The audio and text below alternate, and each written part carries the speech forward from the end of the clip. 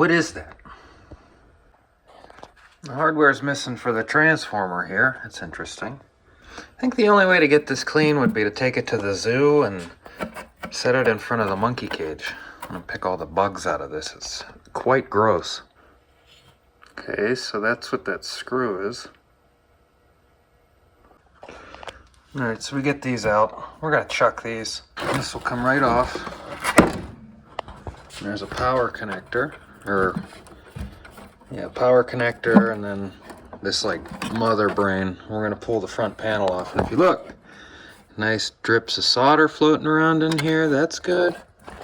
And it looks like that capacitor has an ear infection. All right, with the front panel out, we're gonna clean this up. Go over this board. Change those electrolytics out. Also these, I think the jacks are gonna be okay, but I'm gonna change the hardware so it gets a good ground off the case. And get all this filth off the front of here. We're also gonna rewire it so there isn't a polarity switch. It's a little bit of a pain because it runs through that brain connector to the back, so you gotta think about what you're doing with a hole in the middle of it. So okay, and this is where it gets a little tricky, because if the transistors go, this thing's done without a redesign because you can't get them. So powering it up with capacitors like this is out of the question. So we got some fluid dripping out of these ones. That's quite nice. And it's a 330. Okay, so I'm gonna just take a little documentation of this so I can cut those off.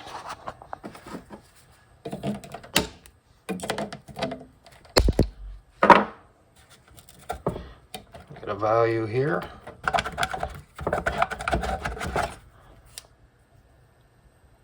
$1,000 at 60 volts, or 10,000. Okay.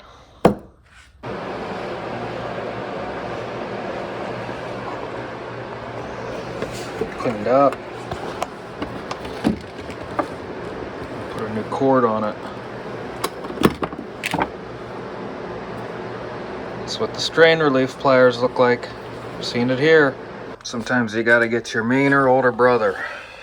Front's a sticker.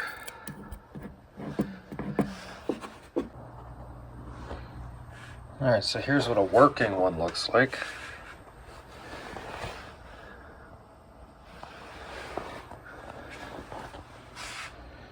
Okay, so we're just gonna copy what I did here, because it is real annoying to deal with this. Also gonna clean this up, just any of the crunchiness.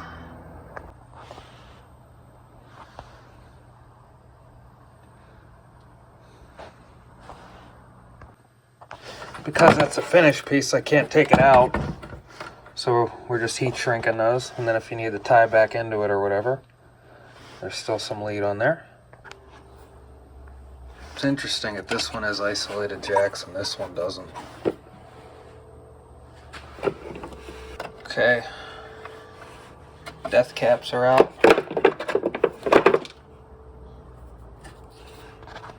Polarity switch removed. Power cord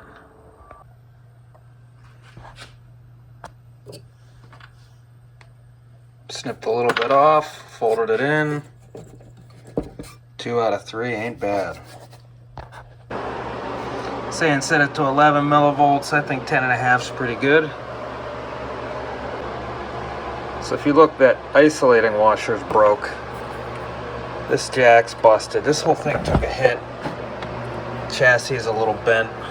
So just looking for stuff like that. I'm not sure why the top of this is dented in. It could have been like that. But definitely some folding damage down here at the bottom. So I think it got hit or dropped and bang, boom, bing. Clear. Gold.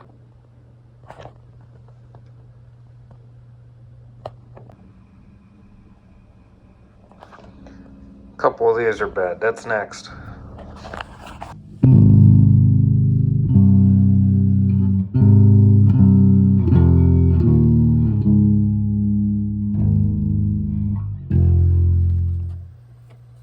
These are all coming out. There's two of these, old school. There's two of these, real old school. Horizontal, old.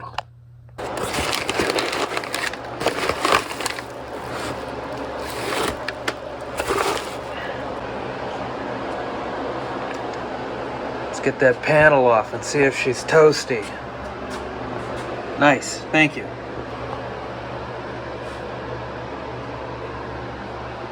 Ew! It's a little better. Toothbrush and a vacuum cleaner. I think it was everybody that's ever been at his house's pubes. Alright, we'll get this out, clean the rest of it up. Looks kind of light green though, compared to this. And there were some staples rolling around inside of it. That was easy. I'm gonna go out on a limb here and say this has never been apart. Gotta get those colors: green, yellow, white, purple, blue, pink, purple, white, black, white, red, red. We're gonna mod the speaker jack. Also got a ton of bad connections here. And that looks nice. Misbehave, you get grounded.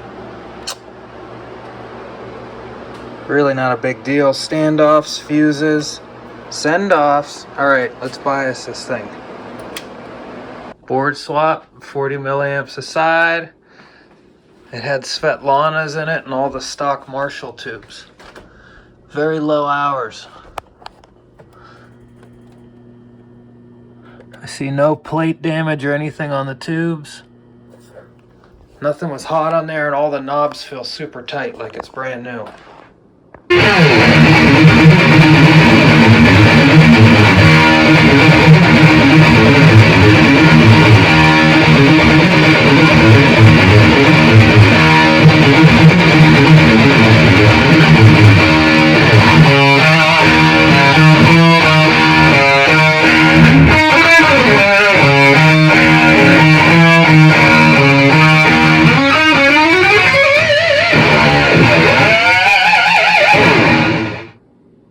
Gonna let this run for a while.